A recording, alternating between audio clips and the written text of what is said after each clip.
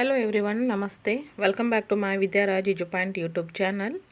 ಸ್ನೇಹಿತರೆ, ಇವತ್ತಿನ ಕ್ಲಾಸಲ್ಲಿ top 10 G K questions and ಆನ್ಸರ್ಸನ್ನು ನೋಡ್ತಾ ಹೋಗೋಣ. ಈಗಾಗಲೇ ನಾವು 320 ಪ್ರಶ್ನೋತ್ತರಗಳನ್ನ ಚರ್ಚೆ ಮಾಡಿಕೊಂಡು ಬಂದಿದ್ದೀವಿ. ಓಕೆ, ಯಾರೆಲ್ಲ ಆ ಕ್ಲಾಸನ್ನು ನೋಡಿಲ್ವೋ ಖಂಡಿತ ನಮ್ಮ ಒಂದು ವಿದ್ಯಾರಾಜ್ ಎಜುಪಾಯಿಂಟ್ ಚಾನಲ್ನ ಪ್ಲೇಲಿಸ್ಟಲ್ಲಿ ನಿಮಗೆ ಎಲ್ಲ ವೀಡಿಯೋಗಳು ಅವೈಲೇಬಲ್ ಇರುತ್ತೆ. ಖಂಡಿತ ನೀವು ಅಲ್ಲಿ ವಾಚ್ ಮಾಡಿ. ಓಕೆ, ಸಾಮಾನ್ಯ ಜ್ಞಾನ ಅಂತ ಪ್ಲೇಲಿಸ್ಟ್ ಹೆಸರಿರುತ್ತೆ. ಅದನ್ನು ನೋಡಿಕೊಂಡು ಎಲ್ಲ ಕ್ಲಾಸನ್ನು ವಾಚ್ ಮಾಡ್ಕೊಳ್ಳಿ. ಓಕೆ, ಆಗಿದ್ದರೆ ಇವತ್ತಿನ ಕ್ಲಾಸಿನ 10 ಪ್ರಶ್ನೆಗಳನ್ನು ನೋಡ್ಕೊಂಡು ಬರೋಣ. ಅದರಲ್ಲಿ ಮೊದಲ ಪ್ರಶ್ನೆ 321ನೇ ಪ್ರಶ್ನೆ. ಕಾಫಿ ಉತ್ಪಾದನೆಯಲ್ಲಿ ಮೊದಲ ಸ್ಥಾನದಲ್ಲಿರುವಂತಹ ರಾಜ್ಯ ಯಾವುದು? ಕಾಫಿ ಉತ್ಪಾದನೆಯಲ್ಲಿ ಮೊದಲ ಸ್ಥಾನದಲ್ಲಿರುವಂತಹ ರಾಜ್ಯ ಯಾವುದು? ಆಗಿದ್ದರೆ ಯಾವುದಾಗುತ್ತೆ ಉತ್ತರ ನೋಡೋಣ. ನಮ್ಮ ಕರ್ನಾಟಕ. ಕಾಫಿ ಉತ್ಪಾದನೆಯಲ್ಲಿ ಮೊದಲ ಸ್ಥಾನದಲ್ಲಿರ್ತಕ್ಕಂಥದ್ದು ನಮ್ಮ ರಾಜ್ಯ ಕರ್ನಾಟಕ ಆಗಿರುತ್ತೆ. ಓಕೆನಾ? ಆಗಿದ್ದರೆ ಮೇಲಿನ ಈ ಟೈಟಲಲ್ಲಿ ನೀವು ನೋಡಿರಬಹುದು. ಏನೇನೋ ಗಮನಿಸ್ಕೊಳ್ತೀರಿ ಅಂತಂದರೆ 100ರಿಂದ 500 ಅಂತ. ನಾವಿವಾಗ ಡೈಲಿ 10 ಕ್ವಶನ್ಸನ್ನು ಮಾಡ್ತಾ ಇರೋದ್ರಿಂದ ಟೋಟಲ್ ಆಗಿ ಇವಾಗ ನೀವು ಗಮನಿಸ್ಕೊತಾ ಇದ್ದೀರಾ ಎಷ್ಟು 320 ಪ್ರಶ್ನೋತ್ತರಗಳನ್ನು ನೋಡ್ಕೊಂಡಿದ್ದೀವಿ. 500 ಪ್ರಶ್ನೆಗಳು ಆದ ನಂತರ ಇದರದೊಂದು PDF ಕಾಫಿ ನಿಮಗೆ ಸಿಗುತ್ತೆ. ಯಾವ ಥರ ಹಾರ್ಡ್ ಕಾಫಿಯಾಗಿ ನಿಮಗೆ ಸಿಗುತ್ತೆ. ಬೇಕು ಅಂತಂದರೆ ಖಂಡಿತ ಕಾಮೆಂಟಲ್ಲಿ ಬರೆದು ತಿಳಿಸಿ, ಅದರ ನಿಮಗೆ ತಲುಪಿಸ್ಲಿಕ್ಕೆ ನಾನು ಪ್ರಯತ್ನ ಮಾಡ್ತೀನಿ. ಓಕೆ, ಆಗಿದ್ದರೆ ನೆಕ್ಸ್ಟ್ ಮುಂದಿನ ಪ್ರಶ್ನೆಗೆ ಹೋಗೋಣ ಬನ್ನಿ. ಕರ್ನಾಟಕದ ಯಾವ ಸ್ಥಳವನ್ನು ಭಾರತ ದೇಶದ ಕಾಫಿ ಬೆಳೆಯ ಜನ್ಮಸ್ಥಳ ಎನ್ನುವರು? ಕರ್ನಾಟಕದ ಯಾವ ಸ್ಥಳವನ್ನು ಭಾರತ ದೇಶದ ಕಾಫಿ ಬೆಳೆಯ ಜನ್ಮಸ್ಥಳ ಎನ್ನುವರು? ಆಗಿದ್ದರೆ ಎಲ್ಲರೂ ಸಹ ನೋಡ್ತಾ ಇರೋರು ತುಂಬ ಸಪೋರ್ಟ್ ಮಾಡ್ತಾ ಇದ್ದೀರಾ ನಮ್ಮ ಒಂದು ಚಾನಲ್ಗೆ. ಪ್ರತಿನಿತ್ಯ ಲೈವ್ ಕ್ಲಾಸ್ ಇರುತ್ತೆ. ಅಲ್ಲಿ ಕೂಡ ಜಾಯ್ನ್ ಆಗ್ತಿರ್ತೀರಿ ಆ್ಯಂಡ್ ಆ ಕ್ಲಾಸನ್ನು ಕೇಳ್ತೀರಿ ಆ್ಯಂಡ್ ಜಿ ಕೆ ಕ್ಲಾಸನ್ನು ನೋಡ್ತೀರಿ. ತುಂಬ ಸಪೋರ್ಟ್ ಮಾಡ್ತಾ ಇದ್ದೀರಾ ಎಲ್ಲರೂ ಕೂಡ. Thank you so much. ನಿಮ್ಮ ಒಂದು ಸಪೋರ್ಟ್ ಇದೇ ರೀತಿ ಇರಲಿ ಅಂತ ಹೇಳ್ತೀನಿ. ಕ್ಲಾಸನ್ನು ನೋಡ್ತಾ ಇರೋರು ಲೈಕ್ ಮಾಡಿ. ಹಾಗೆ ಹೊಸಬ್ರು ಯಾರಾದರೂ ಇದ್ದರೆ ನಮ್ಮ ಕ್ಲಾಸ್ ನಿಮಗೆ ಇಷ್ಟ ಅಂತ ಅನಿಸಿದ್ರೆ ಪ್ರತಿದಿನ ನೀವು ಅದನ್ನು ನೋಡಬೇಕು, ಕೇಳಬೇಕು, ಹೆಚ್ಚು ಮಾಹಿತಿಯನ್ನು ತಿಳ್ಕೊಳ್ಬೇಕು ಅನ್ನೋವಂತಹ ಆಸಕ್ತಿ ನಿಮ್ಮ ಹತ್ರ ಇದ್ದರೆ ಖಂಡಿತ ನೀವು ಸಬ್ಸ್ಕ್ರೈಬ್ ಮಾಡಿಕೊಳ್ಳೇಬೇಕು. ಸಬ್ಸ್ಕ್ರೈಬ್ ಮಾಡಿಕೊಂಡಾಗ ಮಾತ್ರ ನಾವು ಹಾಕುವಂತಹ ಪ್ರತಿಯೊಂದು ವಿಡಿಯೋ ಆಗಿರಲಿ, ಲೈವ್ ಕ್ಲಾಸ್ ಆಗಿರಲಿ, ಅದರ ಒಂದು ನೋಟಿಫಿಕೇಷನ್ ನಿಮಗೆ ಬರುತ್ತೆ. ಅಂದಾಗ ಮಾತ್ರ ನೀವು ನಮ್ಮ ಕ್ಲಾಸನ್ನ ಎಲ್ಲವನ್ನು ನೀವು ವೀಕ್ಷಣೆ ಮಾಡಬಹುದು. ಆಗಿದ್ರೆ ಸಬ್ಸ್ಕ್ರೈಬ್ ಮಾಡ್ಕೊತೀರಾ ಅಲ್ವಾ? ಓಕೆ, ಬನ್ನಿದ್ರ ಉತ್ತರ ನೋಡೋಣ. ಚಿಕ್ಕಮಗಳೂರು ಅಂತ. ಕರ್ನಾಟಕದ ಚಿಕ್ಕಮಗಳೂರು ಸ್ಥಳವನ್ನು ಭಾರತ ದೇಶದ ಕಾಫಿ ಬೆಳೆಯ ಜನ್ಮಸ್ಥಳ ಅಂತ ನಾವು ಕರೆಯುವಂಥದ್ದು. ಓಕೆ, ನೆಕ್ಸ್ಟ್ ಈಗ ಮುಂದಿನ ಪ್ರಶ್ನೆ 323ನೇ ಪ್ರಶ್ನೆ.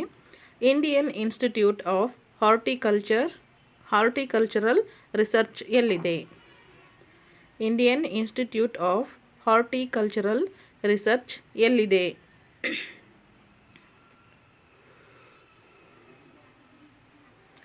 ಆಗಿದ್ರೆ ಎಲ್ಲಿದೆ ಅಂತ ನೋಡೋಣ. ಇದು ಇರ್ತಕ್ಕಂಥದ್ದು ಬೆಂಗಳೂರಲ್ಲಿ.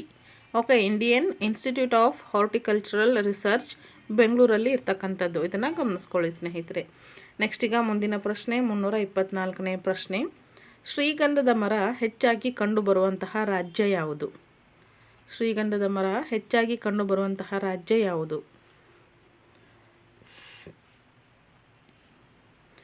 ಎಲ್ಲಿ ಹೆಚ್ಚಾಗಿ ಕಂಡುಬರುತ್ತೆ ಅಂದರೆ ನಮ್ಮ ಕರ್ನಾಟಕದಲ್ಲಿ.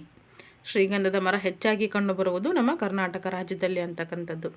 ನೆಕ್ಸ್ಟ್ ಈಗ ಮುಂದಿನ ಪ್ರಶ್ನೆ 325ನೇ ಪ್ರಶ್ನೆ. ತೊಗರಿ ಬೆಳೆ ನಿಗಮದ ಕೇಂದ್ರ. ತೊಗರಿ ಬೆಳೆ ನಿಗಮದ ಕೇಂದ್ರ ಯಾವುದಾಗಿರುತ್ತೆ?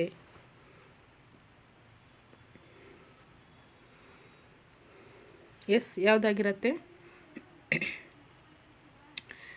ಕಲಬುರ್ಗಿ ಅಂತಕ್ಕಂಥದ್ದನ್ನು ಗಮನಿಸ್ಕೊತೀವಿ. ತೊಗರಿ ಬೆಳೆ ನಿಗಮದ ಕೇಂದ್ರ ಕಲಬುರ್ಗಿ ಆಗಿರುತ್ತೆ. ಹಾಗೆಯೇ ಇದು ಯಾವುದು? ತೊಗರಿ ಒಂದು ಏನಂತ ಹೇಳ್ತೀವಿ? ತೊಗರಿಯ ಕಣಜ ಅಂತ ಹೆಸರುವಾಸಿಯಾಗಿದೆ. ಯಾವುದು? ಕಲಬುರ್ಗಿ. ಓಕೆ, ಹಿಂದಿನ ಕ್ಲಾಸಲ್ಲಿ ಹೇಳಿದ್ದೀನಿ. ಮುಂದಿನ ಪ್ರಶ್ನೆ ನೋಡಿ. ಹಾಗಿದ್ರೆ 326ನೇ ಪ್ರಶ್ನೆ. ಚಿಕ್ಕೋಡಿ ತಾಲೂಕು ಯಾವ ಬೆಳೆಗೆ ಹೆಸರುವಾಸಿಯಾಗಿದೆ? ಅಂದರೆ ಚಿಕ್ಕೋಡಿಯಲ್ಲಿ ಯಾವ ಒಂದು ಬೆಳೆ ಪ್ರಸಿದ್ಧವಾಗಿದೆ ಅಂತಕ್ಕಂಥದ್ದು.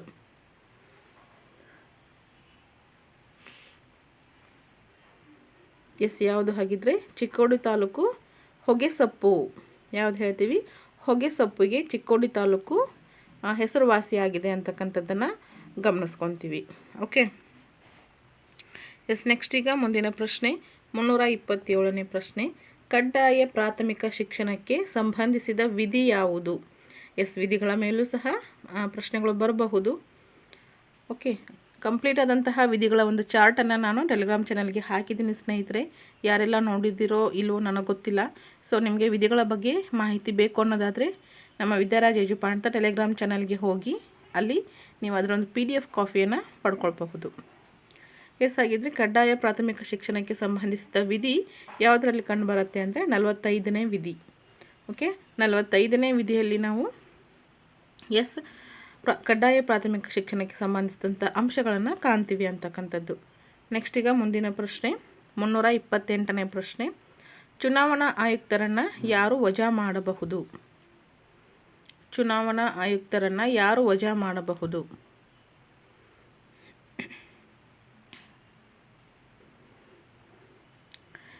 ಯಾರು ವಜಾ ಮಾಡಬಹುದು? ಉತ್ತರ ಸಂಸತ್ತಿನ ಶಿಫಾರಸ್ಸಿನ ಮೇರೆಗೆ ರಾಷ್ಟ್ರಪತಿ. ಸಂಸತ್ತಿನ ಶಿಫಾರಸ್ಸಿನ ಮೇರೆಗೆ ರಾಷ್ಟ್ರಪತಿಯವರು ಚುನಾವಣಾ ಆಯುಕ್ತರನ್ನು ವಜಾ ಮಾಡ್ಬೋದು ಅಂತಕ್ಕಂಥದ್ದು. ನೆಕ್ಸ್ಟ್ ಈಗ ಮುಂದಿನ ಪ್ರಶ್ನೆ. ಸಂಸತ್ತಿನ ಸದಸ್ಯರು ರಾಜೀನಾಮೆ ಸಲ್ಲಿಸುವುದು ಎಲ್ಲಿ? ಸಂಸತ್ತಿನ ಸದಸ್ಯರು ರಾಜೀನಾಮೆ ಸಲ್ಲಿಸುವುದು ಎಲ್ಲಿ ಮತ್ತು ಹೇಗೆ?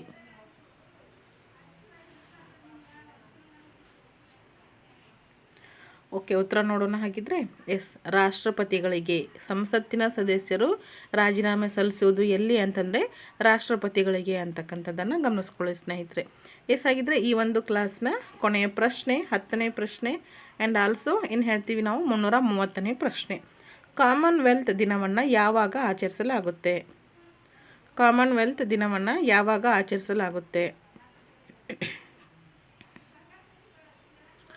ಆಗಿದ್ರೆ ಯಾವಾಗ ಅಂತ ನೋಡೋಣ. ಮೇ 24 ಅಂತಕ್ಕಂಥದ್ದು. ಮೇ 24ರಂದು ಕಾಮನ್ವೆಲ್ತ್ ದಿನವನ್ನು ಆಚರಣೆ ಮಾಡ್ತೀವಿ ಅಂತಕ್ಕಂಥದ್ದನ್ನು ಗಮನಿಸ್ಕೊಳ್ಳಿ ಸ್ನೇಹಿತರೆ.